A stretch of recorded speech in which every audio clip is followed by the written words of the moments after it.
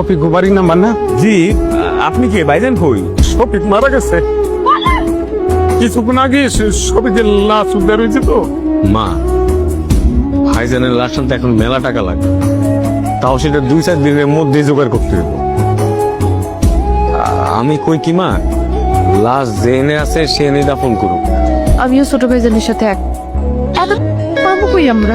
খবরটা অনেক অনেক অন্যায় আপনার। এই যে আমার বাড়ির এখানে আমার ছবি গ্রামে সারা জীবনের মতো শুয়ে রাখবো। আমি প্রত্যেক দিন তারে দেখে আসবো।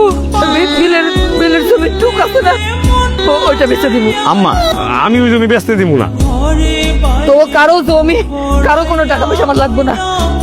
আছে না আমার ভাগের জমি টুক আছে তো, ওটা তো আমার।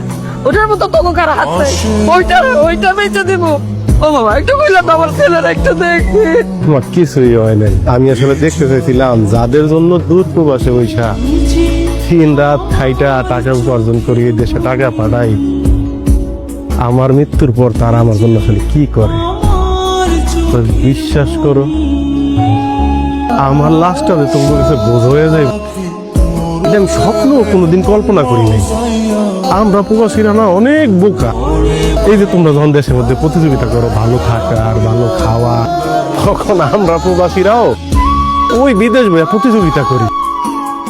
এই মাসে কেমন আর একটু বেশি টাকা বাড়িতে পাঠানো যাইব, বোনদার একটা ভালো করে বিয়া দেওয়া যাইব, প্রিয়তমা স্ত্রীর স্বাদ আহ্লাদ পূরণ করা যাইব।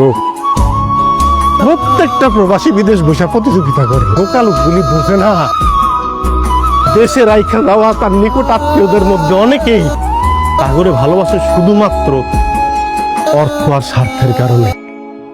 অথচ এই মানুষটারে দেখো, মা, আরে মারে, কোন দিন জোরে একটা কথা কইতে আমি শুনি নাই। তখন তোমরা সবাই অস্বীকার করছো আমার লাশ আনবা না, তখন সিংহের মতো চিৎকার করে উঠবে আমি আমার পোলার আনবই, প্রয়োজন আমার ভিটা বাড়ি সব বেচতে হইলো আনবো।